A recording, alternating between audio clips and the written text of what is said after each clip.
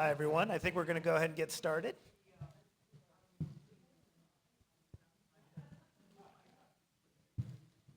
All right, good evening, everybody. Welcome to our topic today, to redistrict or not to redistrict. That is the question. My name is Mohsen Sayed, and I serve as a member of the board of Advance Arlington, and I'm also its treasurer. I'm very pleased to welcome you here in person and to all of you that are joining online. For more than 70 years, Advance Arlington has been a trusted space for tackling the big issues facing our community. Our guiding principles remain clear: conversation, not confrontation; education, not advocacy; partnership, not partisanship. Now, before we get going, I do have a couple of housekeeping matters. And let me go with our slides here. By the way, these are our board of directors.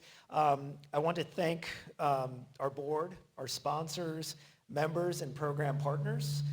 Your generosity of time, resources, and expertise makes these community conversations possible. And I also want to give a special shout out to Jill Shank. Jill, where are you? Raise your hand, for keeping Advance Arlington running smoothly day to day, and especially for your help in this program. Also, I want to thank Video Production Services for making it possible for members of our community to join online. And of course, as Advance Arlington's treasurer, I would be remiss if I didn't make a plea for all of you to consider joining Advance Arlington as a member and or donating.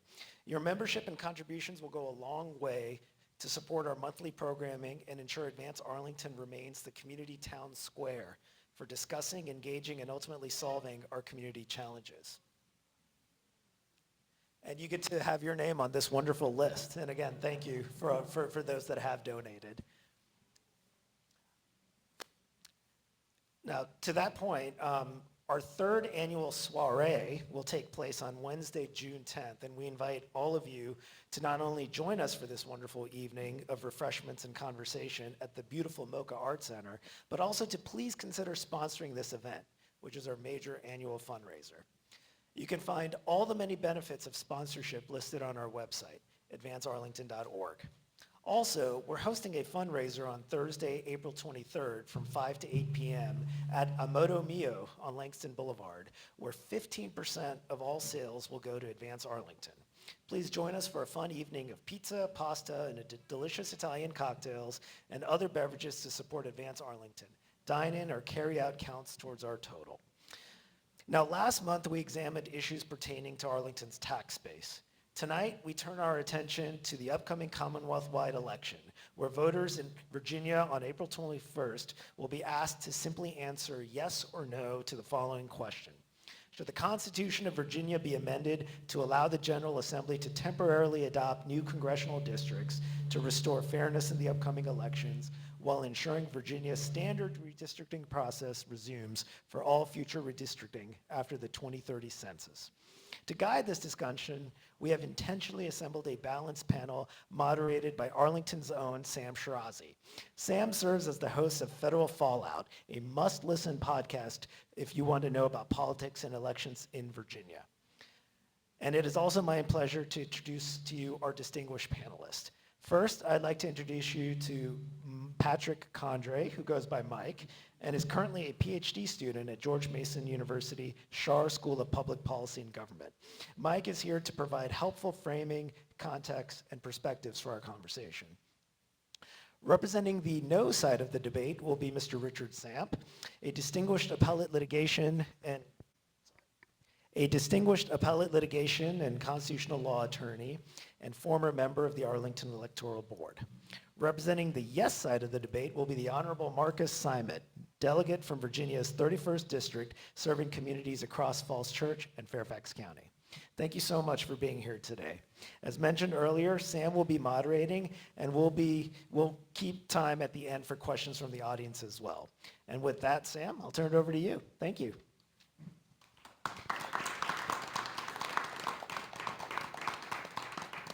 All right, thank you, everyone. Can you hear me? Kind of goes in and out. Is that good? Okay, great. Thank you so much. I appreciate everyone for coming out tonight, people watching online.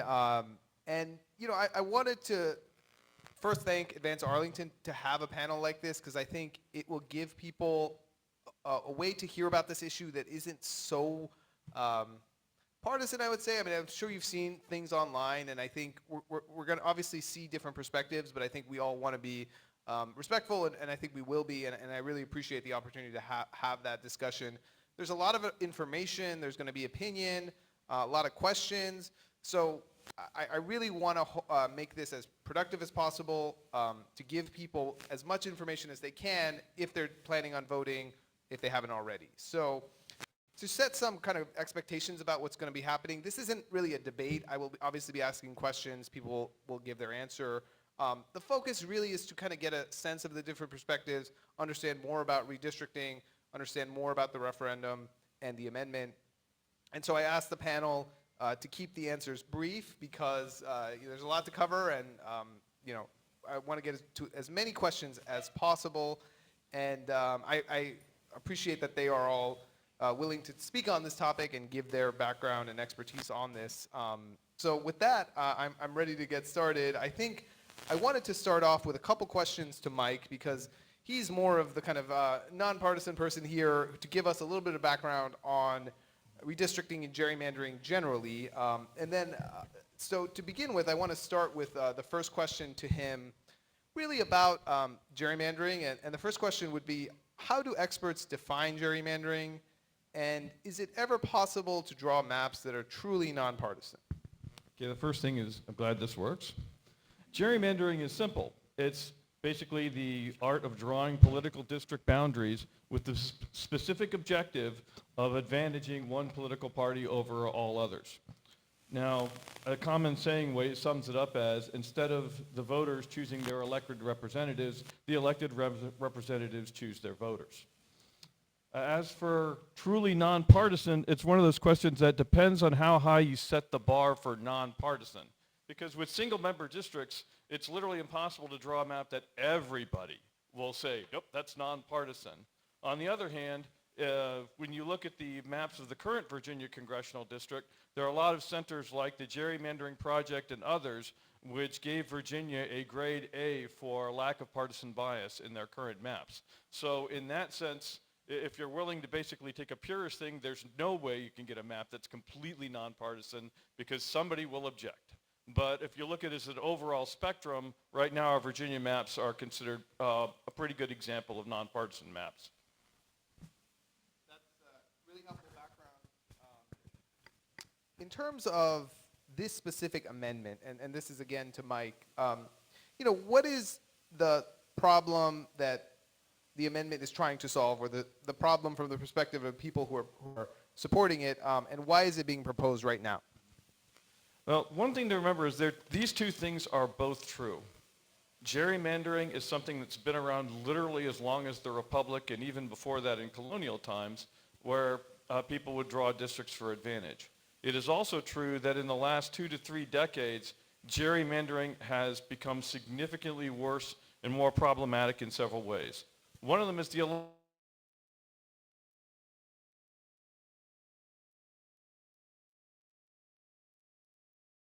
and people basically are lining up on one side or the other. That's accompanied by data, because in the 21st century, there's data about all of us. And that matters because if I'm a politician drawing maps, and I know what magazines you have subscriptions to, what your likes are on social media, where, basically the whole range of activity beyond the obvious things like, gender, race, religion, and the normal things, or real easy ones like who you send political money to, since that's also public record. But if I know a whole, what car you drive, if you drive an F-150 or a Prius, I can make guesses about which way you vote. I can add that to computer software. And the computer software basically allows politicians to map out on a street-by-street level where voters are likely to be voting for one party and where voters are likely to be voting for the other party. So between that explosion of data, partisan sorting, and computer abilities, gerrymandering is kind of on steroids now in a way it never has been. But what's even a more significant difference is the increasingly open weaponizing of gerrymandering as a tool for nationwide political power. Again, there's been a long history of gerrymandering that I won't go in the full thing, but it's important to note that for most of the 20th century, mid-decade redistricting was almost unheard of. In the 19th century, it was common. By the 20th century, it was a basic, okay, you get the census, you do your redistricting, and you basically hold that for the 10 years. In 2003, the Republican Party flipped the Texas legislature and immediately did a mid-decade redistricting. There's a long story behind that, but the bottom line was they were able to get 6 extra seats out of the Texas congressional delegation. And the Supreme Court upheld that, in fact, state legislatures have the right to do mid-decade redistricting if they want to in a 2006 case. More significantly, there was something called Project Red Map, which some of you may have heard of. And the title is fairly obvious. Redistricting Majority Project is what Red Map stands for. This was a Republican Party plan that looked at the specific state legislatures. They targeted 107 specific state legislatural races in a set of 15 swing states like Michigan, Wisconsin, Florida, which was a swing state at the time, Ohio, and others. And they poured $30 million into those elections with a specific specific objective of getting political power by drawing maps. And while gerrymandering is old, that was new. We'd never seen an avowed, open, systemic effort to use gerrymandering on a nationwide scale to draw political power. Now, I could go into a long story of Virginia's interesting history. I was actually a plaintiff on the Virginia case that went to the Supreme Court about 9 years ago because Virginia got gerrymandered by both the Democratic and Republican parties in our 2011 state legislature. But the long story short is what is really unique in the problem that we're all dealing with now is in the summer of 2025, the President of the United States issued a command to state legislatures of his political party openly stating that he wanted them to redraw political maps to go ahead and lock in political power for his faction. That was new. That's never happened before. And a lot of states are responding. We've seen, of course, Texas was responding, the Florida state legislatures in a way. Some states have told no, and that's not easy to tell the leader of your own party no. Other states like California responded by putting in a very egregious Democratic gerrymander. And so in essence, what we're looking at now, and the main question is not an easy one that faces Virginia now. The question we're looking at, what is the correct response for the state of Virginia, the Commonwealth of Virginia, and us as citizens when political parties are increasingly and openly using not just nationwide gerrymandering, but mid-decade gerrymandering on a looping basis with the open and expressed purpose of using that to seize permanent political power. Well, thank you. That was a really good, basically, background on where we are. And I want to turn to the two panelists who have more of a partisan lens. And I think they're both really great public servants. And I want to talk about their history. But first, I want to kind of synthesize a bunch of questions we got and to kind of cut to the chase and give you a little bit of a opening ability to talk about this amendment. And I'll start with Delegate Simon. I think my guess would be tonight you were going to mention President Trump. And I think a lot of people might say, I understand where you're coming from, but two wrongs don't make a right. How would you respond to that argument? So I think, first of all, I don't think a vote for yes is a wrong answer. So I don't think it's a two wrongs make a right question. So I sort of reject the premise of the question to start. The issue is, and we got to what redistricting is and what it's about and how it can be abused in certain circumstances. But the problem with maps and the goal, I think, for me in redistricting, however you draw the maps, is you want to have give the people the opportunity to have their voice heard in Congress, right? And it's all about representation. You want to have an opportunity for your vote to count and mean something. And right now, at a national level, we have a situation where we have a president who doesn't want the will of the people to be reflected in the outcome of the vote. That's the only reason he's doing this. We have this unprecedented question where he's calling for states to change their maps mid-district, to redistrict, because he knows his policies are very unpopular with the people. And if you had a fair election on fair maps that were objective in every state, he knows he's going to lose dozens and dozens and dozens of seats. and then he's going to lose his ability to carry out the agenda that he wants to carry out. And so what's happening is in Virginia and California and other places, we're saying, listen, if the new rules of the game are that we don't just redistrict, after the census, but we can do these redistrictings, I think that that redistricting, every time it comes up and we can get an advantage, then those are the new rules, and we'll all play by the same set of rules. And so yes, if you think you can go find 5 seats in Texas, you can go find a seat in North Carolina, as you've already done, you can find 2 seats in Ohio, and 4 seats in Florida, then in states where we have Democratic legislatures, I think the same rules ought to apply. And if we're going to redistrict here at the midpoint, then I think that the right thing to do is for Virginia to say, all right, we have the same authority to do this. We're going to put it to our people. We have to do it. We have more steps to go through. We can get to that in a different answer. But we want the will of the American people to be reflected in the outcome of the congressional elections. We want people to be able to say, listen, I'm really unhappy with policies that involve ICE agents armed shooting civilians on the streets of Minneapolis. That makes me unhappy. I want a check to that. I'm really unhappy when the president goes online and threatens to annihilate 93 million people with nuclear weapons on a war he will not go to Congress to get approval for. I think when you hear things like that said, you got to say, hey, listen, at the next election, I want an opportunity to make my voice heard, and I want that vote to matter. So I think Democrats are all about making their votes matter, and so what we're doing is trying to rebalance this, again, for the duration of this decade, temporarily, so that the will of the people will reflect in the results of the national election. That's really all this is about.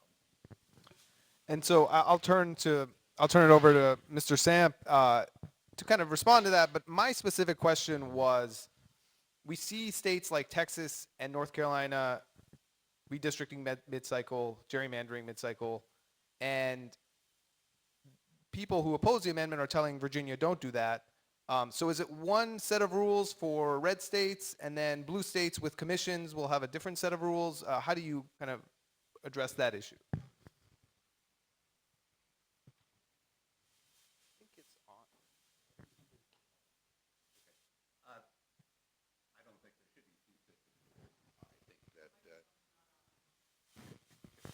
I think there ought to be one set of rules, and essentially first of all, we're getting our misstatement of some of the facts about how many seats have been changed mid-census. Ohio had to have a redoing this year.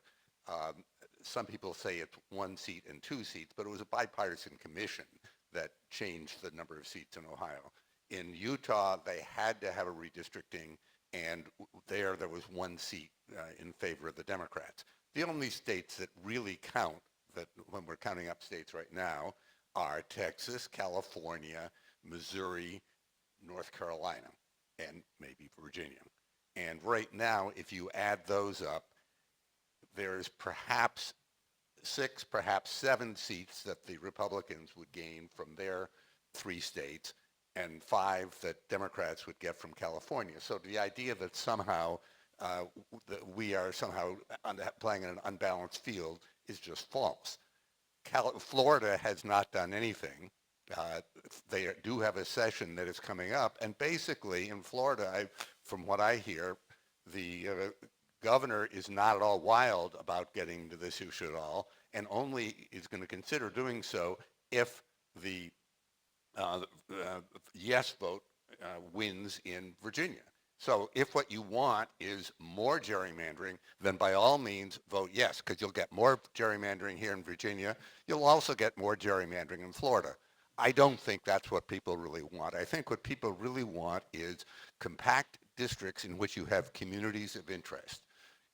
Arlington, since at least 1931, which is as far back as I've been able to look, has always had a congressman who is either from Arlington, Alexandria, or the McLean area. Nobody from Falls Church, but certainly nothing against that. However, we've got now under the proposed gerrymander 2 separate districts for Arlington. One that's been referred to as the Lobster District that would go to the Appalachian Mountains on one claw and down to Richmond on the other claw. You then have the South Arlington District, which will go all the way down past Williamsburg to the Tidewater area. Those really are not community of interest. I think there's no question that at the end of the day, just like now, every resident of Arlington is represented by a Democratic by a Democrat in Congress. That will continue to be the case. There are too many Democrats for that to change. However, I don't think there's a particularly great likelihood that we will end up with a congressman who is as nearby as we have had up until this point. You're going to be getting somebody who is likely to be a Democrat, but they could just as easily be from Richmond as around here. And I think most people would prefer to have a congressman who is in some way local. Well, I appreciate that kind of initial explanation of the answers, and I want to turn to kind of the expertise each of you bring, and I'll start with Mr. Condray because he's more of the academic. I had kind of a technical question about redistricting, gerrymandering. Do you think technology and all that has come in terms of being able to kind of pinpoint things down to the street level has made gerrymandering worse, or do you think it's really kind of a political environment that has made it worse? Yes. Okay, to sum up, because the answer is yes on both counts, and that's what I started off by saying. We are in an environment now where, thanks to both partisan sorting and the data that's available and the computer software that's available, that gerrymandering is capable of being executed now on a street-by-street, cul-de-sac-by-cul-de-sac level, with all of the entertaining tricks that politicians use, like drawing lines down stream beds and fun stuff like that. But at the same time, the second aspect about this is, yes, it's becoming much worse now because it is being used as an openly accepted political weapon. And when you get into an environment where it becomes an openly accepted political weapon, then the question is, you get into that spiral where you have an argument of, okay, do we maintain the rules and the norms? Or if one group is not working by the rules and the norms, do you try to basically counter it, recognizing that one of the things that you could do is set up or continue that spiral. Now, if we end up in a situation, and I recognize that the amendment was written to try to address this, you end up in a situation where you could possibly see every 2 years another set of states do another redistricting, and we get into an environment where states are going tit for tat back and forth. But what is the best way to prevent that from happening? And that's the question that we're trying to deal with here. Is it to stay on principle, or is it to put both sides at equal risk? And that's a question each of us have to think about. That's helpful. I want to ask Delegate Simon. He is the politician on the panel, and I think there's a sense of gerrymandering that politicians, they're trying to pick their voters instead of the voters picking the politicians. And I guess the question I had for you is really, how do we get out of that dilemma? Because I think there is this kind of race to the bottom, as was mentioned, and there's also a sense of there is no way out of this. I know you will probably say, oh, the Democrats have proposed a national gerrymandering ban, but how does that actually happen in practice? How are we actually going to get there? No, I think you got exactly the right question, which is how do we get to where we all want to be, which is a national. A little further away. Yeah. Okay, that's better. All right, not overwhelming the microphone. So I don't know if the folks on Zoom need it or not. So I'll keep using it, but I'll do it this way. All right. So I think you've asked exactly the right question, which is how do we get there? How do we get to a place where I think all of us on this panel probably would like to see, which is have us all playing by the same set of rules that do require things like compactness, communities of interest be preserved. Frankly, I think there's a little bit of debate. I'd like to see that we make sure that minority voters who have a history of being discriminated against have a meaningful opportunity to choose candidates of their own choice and so forth. But we need to all be playing by the same rules. And the way we get there, frankly, is we got to get Republicans to go along with it. And I'll tell you just briefly in the history in Virginia, and Brian Cannon, who's a big champion of the Redistricting Commission, admitted at our last debate, the only reason Republicans came along in 2020 was because of the 2019 House of Delegates election, where Democrats picked up 49, we got up to 49-51, and they realized, I'm sorry, we went from 2017 we went to 49, 2020 we went to 55, and they knew that there was a very good chance that they would not, they were going to lose control of both the House and the Senate, and they'd have no opportunity to draw the map. So Republicans came in and supported the redistricting amendment only when it was clear that they may not have control of the process following the 2020 census. And I tell that story because, and he admits that the Republicans he worked with would not have done it. If they thought they were going to win again in 2021, they would not have done a commission. If they had won in 2021, they probably would not have taken step 2 to actually put the commission into place. And that's Democrats have a history of playing by a different set of rules, where we say, no, we're going to do this because it's the right thing to do. And we're going to do that, and if we continue to do the right thing, Republicans will see us and admire it and want to emulate it. And that's just pure fantasy. The way you get them there, they understand one thing, which is frankly power. I know I'm sounding very partisan here. And so what needs to happen to get them to the table for that conversation at the national level is they have to say, hey, listen, we see what you're doing in Texas. We see what you're doing, and we have your answer. We'll take you to California, and frankly, all right, and we'll one-up you. We'll see you with California. We'll raise you one in Virginia. And when it becomes clear that they're going to lose this fight, if they continue to have this fight there, it's not going to work to their advantage. Only then will they come to the table and say, all right, so what is this whole nonpartisan commission thing you guys want to talk about? How do we have that conversation? But if they think that Democrats will continue to stand on principle, continue to turn blue states into commission states, while red states continue to be redistricted by partisan legislatures, there's no incentive at all for them to ever come to the table and have that conversation. To create that incentive, Democrats have to be willing to so that we can do what they're doing and do it better and smarter. Because one of the other things you hear is Texas isn't even going to work. They didn't do a good enough job drawing the maps. They're not going to pick up those 5 seats because they're bad at gerrymandering. I'm sorry, but that's not really a reason for us to stand down. If we can show that we're willing to do it, we have the political will to do what's necessary to get everybody to the table, only at that point will you have both parties willing to come to the table, and it takes both parties to do something like that. So if you want to get out of the spiral, vote yes, show a willingness to fight fire with fire. Only then will we get some folks ready to throw some water on the situation. And I want to turn to Mr. Samp because he served on the Arlington Electoral Board, and I thank him for his service. And I think there's a sense, frankly, among both sides that American democracy is not functioning the way it's supposed to be functioning. I think, obviously, people who may lean to the right are upset at this proposal. People who lean to the left might think that it's not fair. In Virginia, we have one set of rules. In these other states, we don't have, the red states are gerrymandering. We have to respond, as we've heard. How do you, as someone who served on an electoral board, work to regain trust with the public in terms of the elections and just kind of get us back to a place where we can have more faith in our democracy? I agree with the premise of your question that it's a very difficult thing to do, and one of the things at the electoral board that we did was to try to have on a regular basis audits of elections, so that, for example, we would recount a couple of precincts at random and show people that, gee, you may not trust our voting machines, but the hand count of that precinct turned out to be exactly as the same number as what the machine tabulation came up with. And if you do that enough times and various other steps that we took, hopefully that increases trust. But I think one of the things that does not increase trust is when each side in the debate decides, oh, you're going to do that, we'll show you, and we'll one-up you.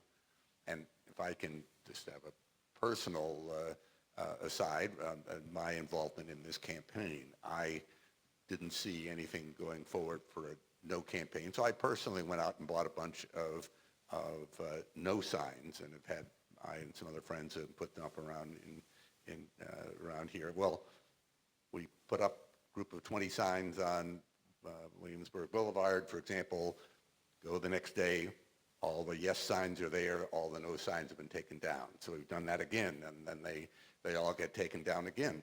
Well, the reaction is, okay, well, gee, maybe we should just tear down all the signs on the other side. That will show them. If we follow advice here, that's the best way to do it, to retaliate, and then maybe they'll stop taking down signs. We haven't done that, but I do think that the general problem is that the more you accelerate your retaliation on each side, the more you get the other side believing that elections are not fair. Many Democrats think that the 2016 election was not fair. Many Republicans feel the same thing about 2020. I don't believe either of those things. But so long as you have a lot of people thinking the elections are unfair, the answer is not to try to add new unfairness to the election. The answer is to try to stop it. Well, that's kind of some good perspective on big picture stuff in Virginia and across the country. I did want to shift to Arlington because obviously we live here, and that's going to be impacted potentially by this map if it passes. So first, I wanted to kind of start with Mike to kind of explain how Arlington specifically is going to be impacted by the proposed map if it passes. In a nutshell, you had a discussion before that. You'll see Arlington divided among districts. You know, the method of gerrymandering, you've probably heard the terms packing and cracking.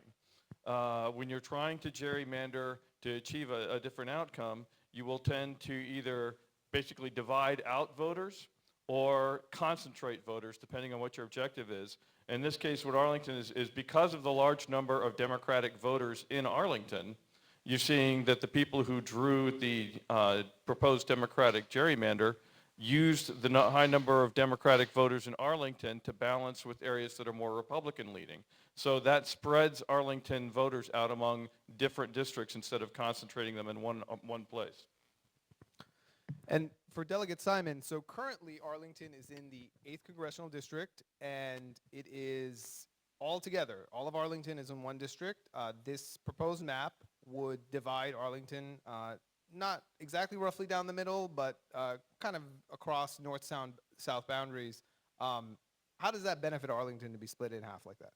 So you get 2 congressmen for the price of 1, right? I mean, the idea, look, one of the ways that you talk about the packing versus cracking, and one of the things that happens in Alexandria with our recent state legislative maps, they used to have 3 senators. They used to have 3 members. They had George Barker, Dick Saslaw, and Charnel. I'm sorry, one other person whose name is escaping me at the moment. But they used to have a number of folks. I think Adam Evan, right? All 3 had part of Alexandria. And now they're down to basically 1 state senator, and that's not always to your benefit. One of the things that used to happen to people of color in minority communities is, yes, you can have a black representative, all of you. We're going to put every single black voter into 1 district so that you get 1, whereas you could have had a number of minority influence districts and maybe had 2 or 3 or 4. So the idea that it's always better to pack folks into geographic districts is not always the case. It's not always a good thing. I think Arlington, having 2 different congresspeople in the delegation, I think it certainly increases the power of the board. They have more folks to influence. You have more votes in Congress. I think on balance it could be a very good thing. So I don't know, again, that packing all of the Arlington voters into 1 congressional district is a better thing necessarily than giving them the potential of having 2 different voices. I do want to say real quickly on the issue of one-upping. I was only talking about the numbers. I want to be very clear that we're not doing the same thing as Texas and some of these other states. This is a very temporary measure. This is designed to respond for this one period of time to what's happening in these other states. This does snap back. So after the 2030 census, the Redistricting Commission, which produced these Princeton gerrymandering project A+ grades, is going to go back to work doing the same thing. Now, by the way, the commission didn't produce those. The special masters at the Supreme Court ended up doing it. But at any rate, legislature is going to give this power up, which I think is sort of a rare thing. Hey, we're going to take it back for a time, but by the actual text of the amendment, we're giving that power back to the commission, hopefully, and ultimately probably the Supreme Court, to go back to doing it the way that we did it in 2020. So we're not fighting fire with fire. We are answering the moment, though, with this amendment. So, Mr. Samp, I saw you were chuckling a little bit with Delegate Simon said that. So I'll let you respond, but I did have a question. If you could also answer the question that's Arlington specific.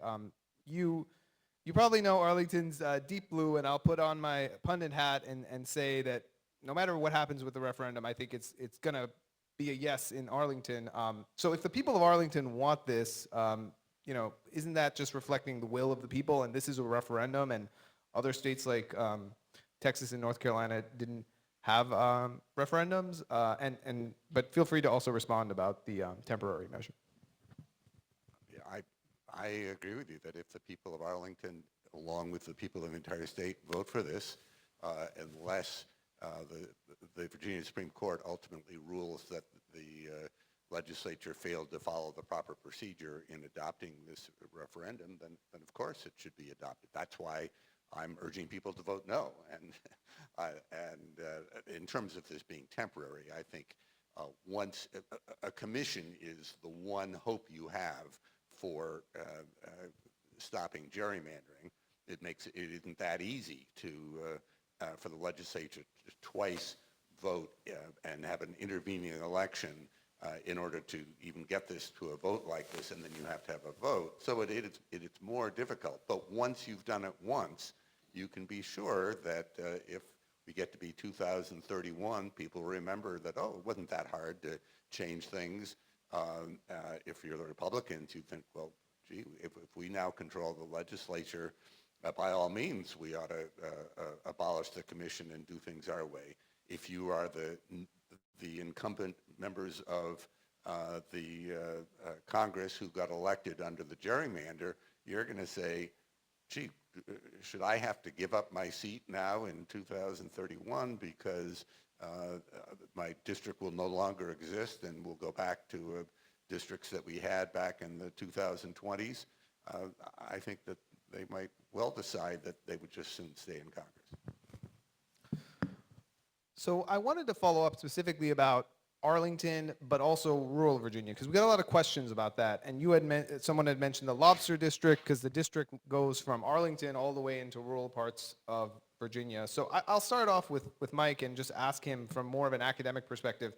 Do you think that having compact districts actually forces people to become just kind of used to the people around them, whereas if you had a more urban to rural district, that the politicians have to respond to both those constituencies? Or do you think it's the opposite, where they're not going to care about the rural parts of the district, they're just going to focus on where their voters are?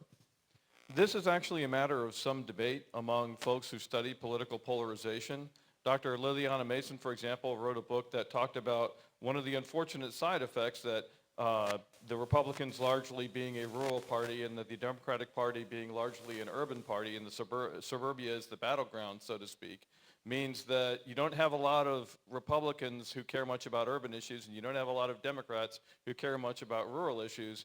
And since urban and rural is also a large part of people's personal identities, then you start getting a lot of that factionalism. So there's an argument behind the idea that having both urban and rural folks in your district will matter. But I would caution you on the sense that, for example, if you talk to somebody in Illinois or places like that, the perception is, if you talk to somebody in Illinois for a large part of the downstate region, for example, it's like, well, Illinois is blue. Well, Chicago and St. Louis are blue. The question is, once you start doing for the rest of the state, if they're basically grouped in where the rural voters are 20 to 30% of a district, they will probably feel exactly the same way as minority voters did when they were parsed out to be 20 to 30% of the district. And so the challenge is, as soon as you've basically cut for one group, you start cutting off the other group, and that starts getting into that cycle where can they truly speak to the rural vote? I know that if you drive, basically when you talk to folks out in the Shenandoah Valley and places like that, they are very concerned that their personal interests would not be met by this, while at the same time, if you talk to minority voters, they want to make sure that they have a chance to have their vote. And so I'll turn over to you, Delegate Simon. What would you say to those rural communities that say, I don't want this map, I don't want Shenandoah to be represented by someone in Fairfax? So I'd say, first of all, I sort of reject the premise that one party doesn't care about the other party's voters. I think Democrats care a lot about rural Virginians and rural voters. And I think, frankly, I would tell these folks that their interests are probably going to be better, give it a shot. Your interests are probably better represented by Democrats. It is, Medicaid expansion was championed by Democrats. The only reason we got it finally in 2017 was that because of the margins at 49-51, that some Republican rural legislators said, we're tired of voting against our community's interests in Medicaid expansion. And, only takes 2 or 3 of us now that we're at 49-41 to break with the party and actually vote for what our constituents want. I'll tell you, I think far more people benefit from Medicaid expansion in red districts and rural districts than Arlington and Falls Church and McLean, but that doesn't stop Democratic legislators from voting for those issues. I think that the big concern, the concern about rural hospitals closing, better addressed by Democrats. The lack of tax subsidies for folks on the exchange will be better represented by Democrats. I think they'll find their health care gets cheaper, their prescription drugs get cheaper, their hospitals are able to stay open. Their costs go down. We don't have $5 a gallon gas because we're having unsupported wars that the Congress hasn't approved of. So I would say to rural voters, like anybody else, I think all Americans are going to be better off. Obviously, I'm a Democrat, right? I think all Virginians are going to be better off with a Democratic Congress. I think everybody, rural Virginians and urban Virginians alike, are going to be better off with maps that are responsive to the will of the American people. And that if we don't do this, if you vote no, and we continue to let Republicans get away with not just the redistricting, this is only part, by the way, of the effort to subvert the American people's will at this election. This is one part of it, but also trying to stop mail-in voting, trying to stop married women from being able to vote easily because they can't produce the right ID. All these things that are happening under the SAVE Act, they're all efforts at voter suppression. So we need to do everything we can to make sure that every vote is counted, rural, urban, and the like. And I think that they're going to find that their interests are very well served by Democrats. I think we care a lot about what's happening in rural parts of the state. I think that if, to know us is to love us, right? Get to know your Democratic elected officials. We'll be around a lot more because we'll be in districts where we need votes. I think familiarity will not breed contempt, but will breed affection. And for Mr. Samp, in terms of the proposed districts, you mentioned the Lobster District. It is not, it's blue, but it's not deep blue like the current 8th congressional district. And potentially in a pro-Republican environment, in theory, the Republicans could flip that seat. Wouldn't that kind of force Republicans to compete for votes in places like Arlington, which traditionally the Republicans really haven't competed because they don't really have a realistic chance of winning?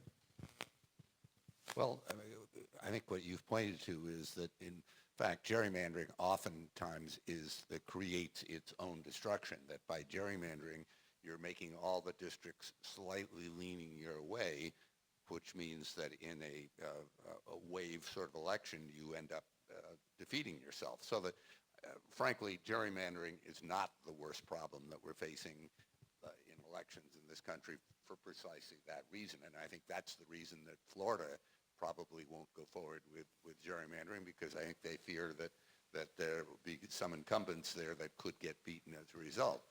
We've just heard a very good Samp speech about why people should vote for one party in November, and I think that illustrates very well that that's the way you should be winning elections. You should be going out there and saying why your party is the better party and getting them to vote for you, not by changing around the districts so that you're having a different election calculus. And by the way, when I heard mention of Illinois, I thought I should point out that by far the most, what I would consider gerrymandered state in the country is Illinois. They've now done it, so I think they're 14-3 in their Congress people in Illinois through cracking and packing.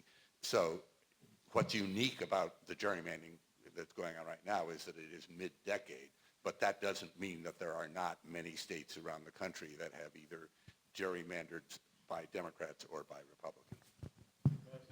Sure. These two things are both true. Democrats are not saints when it comes to redistricting, and far from it. Illinois is an egregious gerrymander. The proposed gerrymander here is an egregious pro-democratic gerrymander for Virginia. At the same time, it's not correct to say that both sides are the same on gerrymandering, because, for example, a study was done in 2021 that showed because most of the states that have adopted bipartisan commissions or independent commissions, et cetera, most of those states are blue states or purple states. And so the challenge that Democrats face is that a good chunk of the states that Democratic state legislatures control had their maps drawn by other means, bipartisan commissions, nonpartisan commissions. And a study showed that the Democrats, probably between California, Virginia, and Washington and Colorado and other states, they left about 10 to 15 seats they could have gerrymandered on the floor, but did not have it. And the reason I bring that up is that the only significant Republican state or reddish-purple state that has nonpartisan redistricting is Arizona. And in that one, the Republicans in Arizona have been fighting hard to try to get rid of the independent commission for about the last 10 years. So when you look all the way through both the congressional legislation to try to get rid of nonpartisan redistricting, you can fairly say that the Democrats found a religion on supporting nonpartisan redistricting because Project Red Map was such a success in partisan redistricting. But it is also true that in cases like before the Supreme Court, Rucho v. Common Cause, and other situations, the Democrats have argued in favor of establishing nonpartisan redistricting, and the Republicans have consistently argued against it. And I'll kind of ask Mr. Samp the follow-up with that, because I kind of asked this already from Delegate Simon. You know, it sounds like in the Virginia context, you don't want this to pass. You seem to support the maps that were drawn by the Virginia Supreme Court. How do we get to a place where all the states have something like the current Virginia maps, given that generally the Republican Party does not seem as eager to implement nonpartisan commissions as perhaps the Democrats were in the past? I'm not sure you're going to anytime soon. I think in general what you ought to be doing, however, is trying to have as much fair elections as possible.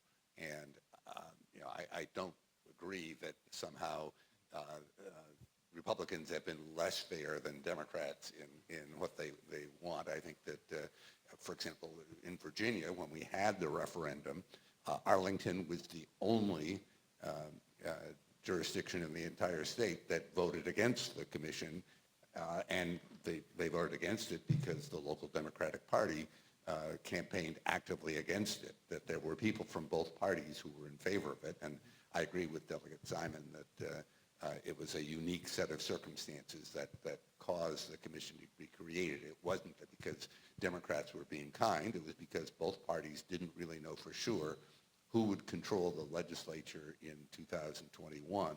So the best way to prevent too much of a gerrymandering against your party was to create the commission.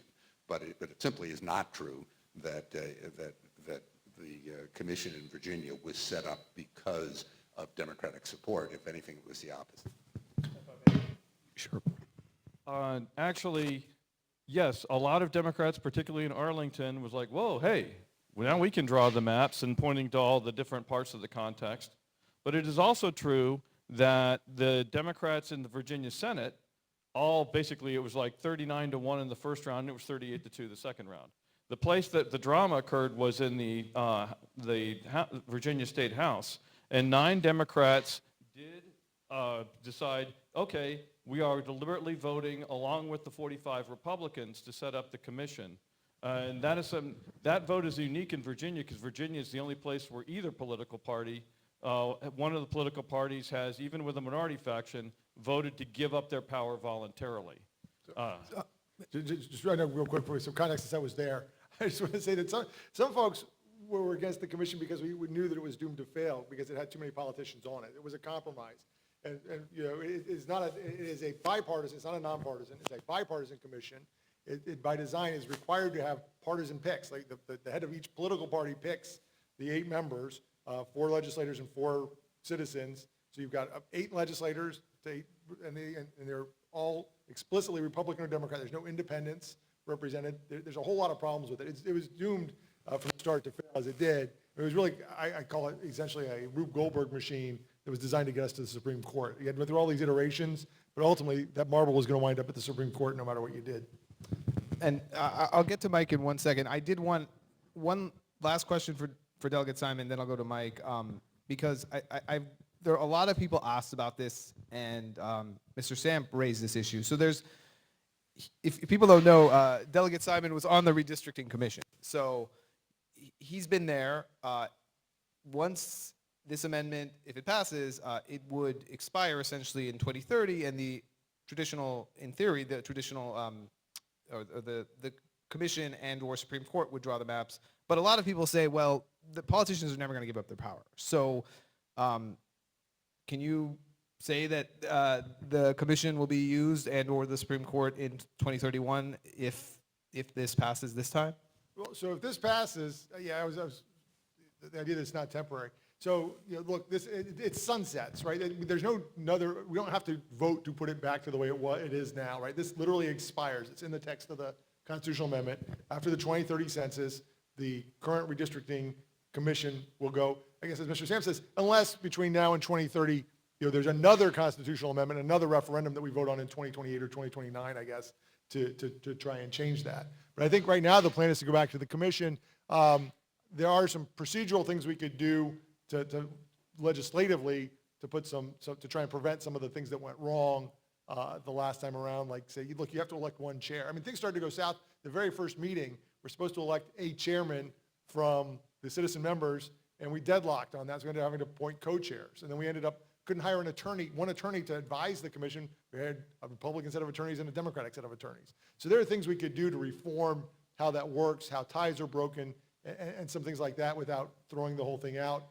The other thing is, and I'll tell you, even Brian Cannon at 2021, the big advocates for the commission say, look, and we heard this, the key step was getting the legislator to let go of the process, because that had never been done before. Now that the legislature has said, all right, we can't just draw the maps we want, could we do a different kind of a commission? Since a referendum, to put it back, with ourselves, I don't think would ever pass, and I don't think either party wants that anymore. But could we do a reformed commission before 2031, which gets the politicians all the way out of it, allows for independent voices and other things? I think that's more possible now than it was in 2021, because we finally got the legislature out of the process. So I'm going to let Mike have the final word, and then we're going to have audience questions. Okay, I'm not going to speculate on potential future ones because it's complicated enough with the one that we have now. But I will say that the Virginia Bipartisan Commission was built in with a backup stopgap, which is the Virginia State Supreme Court, which produced the maps which got graded as nonpartisan. And that's important because some other states, for example, one of the reasons Ohio is redrawing their districts this year is because when their state legislature drew their maps after the 2020 census, the Ohio State Supreme Court struck it down as not meeting the Ohio State Constitution. And what the Republican-led Ohio legislature did is they just kept sending gerrymandered maps back up to the Ohio courts until they literally ran out the clock and say, okay, we're now too close to the election. We have to use the map the gerrymandered map that you produced. You do see some differences, like for example, in New York State, when the Democrats drew a pretty egregious partisan gerrymander in 2021, the New York State Supreme Court struck it down, and the Democrats grumbled and went along with it. And they actually had several, the maps that ended up had several Republican districts in New York, which they didn't have it previously. And so one of the important things as you go forward is make sure that the state Supreme Courts are the ones that will be doing the rules on this, but those legislatures have to respect that rather than doing what the Ohio state legislature did and just keep running up on gerrymandered maps until they literally ran out the clock. Well, I think now we can turn it over to the audience for some questions. Yes, ma'am?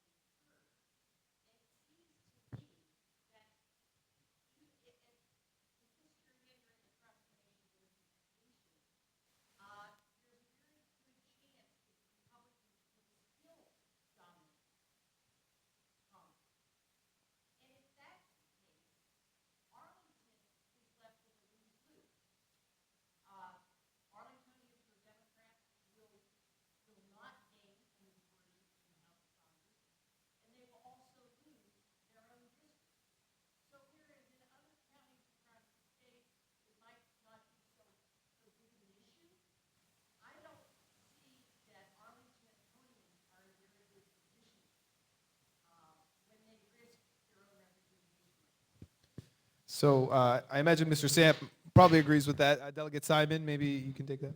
I mean, I guess I just don't get it. I mean, I live in Falls Church. Before 2020, I would, on my running route, I could start at my house, and I'd run through 3 congressional districts. I ran from the 8th to the 11th to the 10th and back to the 8th, because that's just sort of where it all came together. In McLean, Falls Church, at Tyson's, it all came together right there. And I didn't notice the difference when I would walk across the street. It didn't feel any different to me to be in one congressional district or the other. I did feel like, honestly, you had 3 congressional campaigns paying attention, holding events in that area. Now, it could be because that's also where there's a lot of money and a lot of good places to raise funds.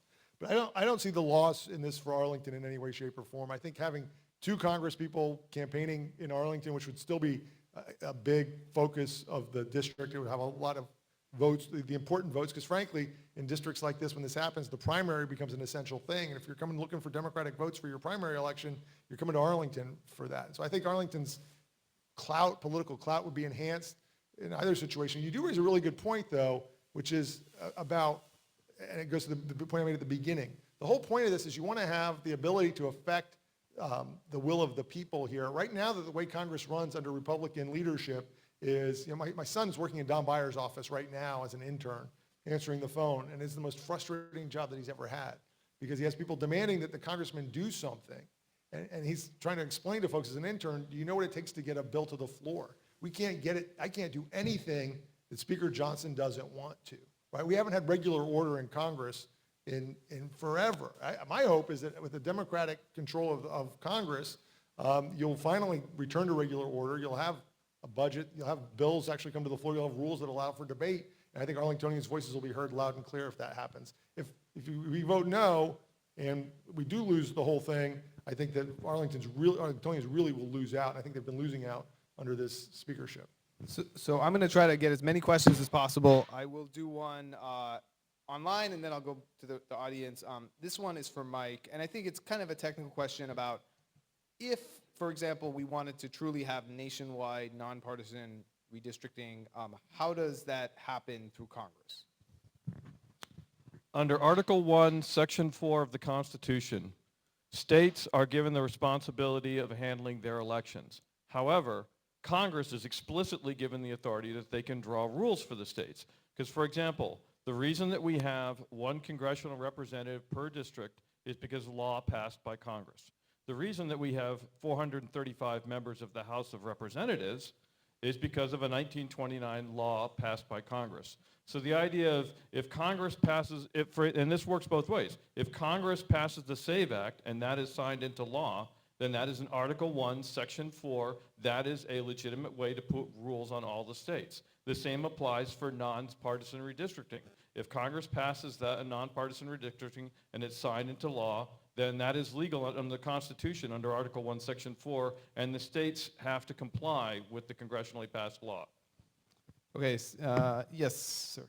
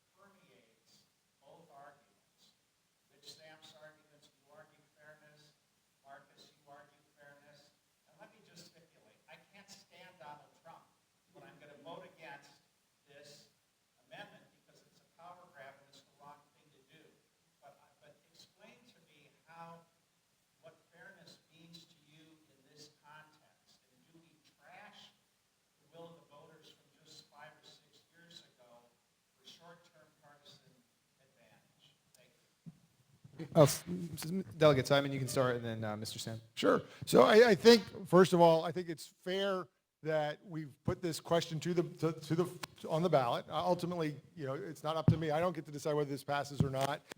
Look, we didn't have to show the maps before we did this, right? We could have changed the Constitution or asked for the Constitution to be changed, put the referendum up, and said, look, maybe it'll be a 9-2, maybe it'll be a 10-1, maybe it'll be 8-3. We could have sort of played the hide the ball, but I think that the idea was to be very specific. This is what we're voting on. You're going to give you all the information right now.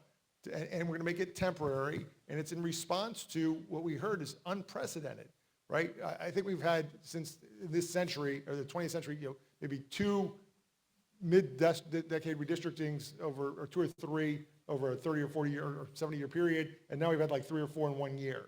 So I think that it's ultimately fair for the people to have the opportunity to elect a Congress that is responsive to the will of the people. You've got one party that's trying to do the opposite of that to keep that from happening. I think this is a limited, by time, measured response to this moment that will allow the will of the people over the next 2 or 3 election cycles to be shown in the result of the overall congressional elections. I think that's what's fair. I think that's what most people want.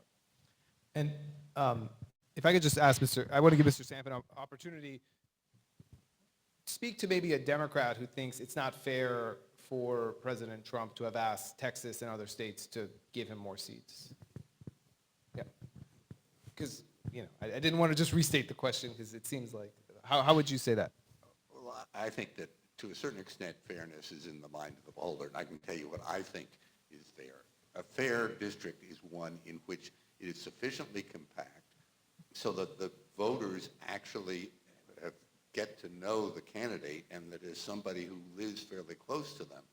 One of the things I get disheartened about is when I see all these elections in which basically the person who can buy the most television advertisements wins the election, because if you live here in Arlington and one of the candidates is going to be from Augusta County and the other candidate is from the Richmond area, we clearly are not going to know that person, and the person who wins the Democratic primary is going to be the person who has the most money for TV ads. To me, that's not fair. I agree that it's fair to give voters a chance to vote on do they want this particular system. I don't think it's fair to put the word fairness in the referendum, and I think there's a good chance that the Supreme Court's going to say this whole referendum gets thrown out because of the biased way the question was written. Yeah, I had just a couple of questions, because Mr. Samp, you said earlier that you believe that Florida would, that if the Virginia referendum does not pass, that Florida will not attempt a mid-census redistricting. Can you commit to that? Because otherwise it just sounds like you're just hiding the wall until after the referendum, and then Florida goes ahead and does what the dearlings want. I have no idea. I am not a member. That was your That is what I've been told reading the papers. You can read the same papers I read, but and also, given the prevalence of midterm gerrymandering,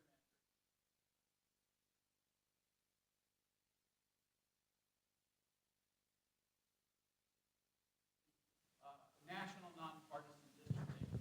definitely, yes. Thank you. Yes. On the question of how we would do a better job nationally, I'd love to hear comments from each of you about the Breyer-Raskin-Welch proposal to have multi-member congressional districts elected by ranked choice voting. And I think that'll have to be the last question. I'll start off with Mike, and we can kind of go down the panel. Well, I think Mike maybe will know more about it than all of us. So. Yeah, the question was whether you could actually sort of get around the whole gerrymandering problem by having multi-member districts. So for example, you would have 3 to 5 representatives per district. And so for example, if you had, and this is basically riffing off one, 40% of a district was Republican and 60% of a district was Democratic, then out of 5, if you had 5 representatives for that district, you would end up with 3 Democratic and 2 Republican members for that district. And that is a way to get closer to, because if you want to eliminate, one of the ideas behind getting rid of gerrymandering is having proportional representation, where, okay, party X got 48% of the vote, so they get 48% of the representatives. It's the way a lot of other democracies work. Right now, Congress has established in law that our districts are single district winners and 1 representative per district. And there's a lot of history and comfort with that among voters. But at the same time, yes, if you want to talk about multi-member districts as a way to make gerrymandering effectively nearly impossible, that would be one way to do it.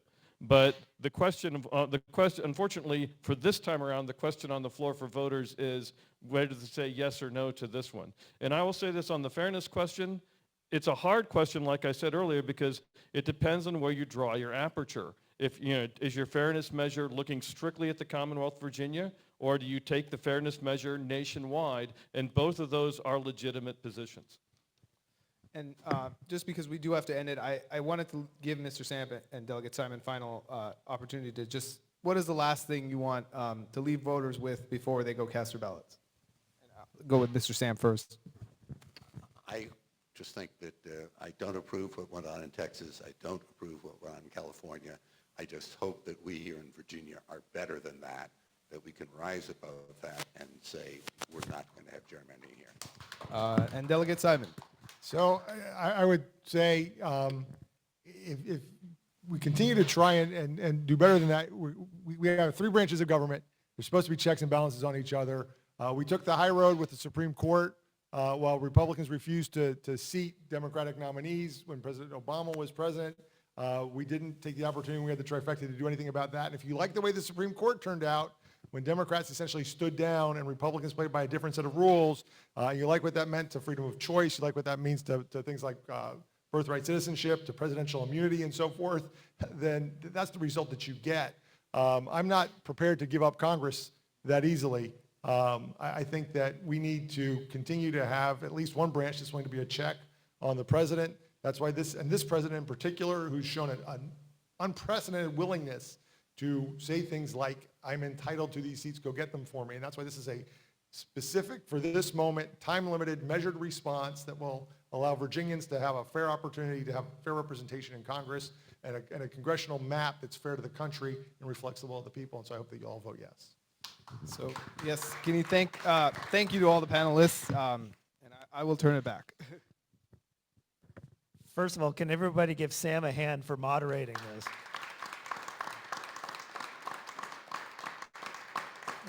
Thank you, Sam. I know this is a very topic that's of interest to all of Arlington and all of Virginia. And so again, with your background and your podcast, I could have thought of nobody better than to moderate this than you, Sam. So thank you. And again, I want to thank our panelists, Mike and Mr. Sam and Delegate Simon. Thank you so much for sharing your insight and expertise this evening. And I really appreciate the civility with which this conversation went. This is, again, what Advance Arlington stands for, and there's no reason why the rest of the Commonwealth and the rest of the country can't be this way. So thank you for modeling that today.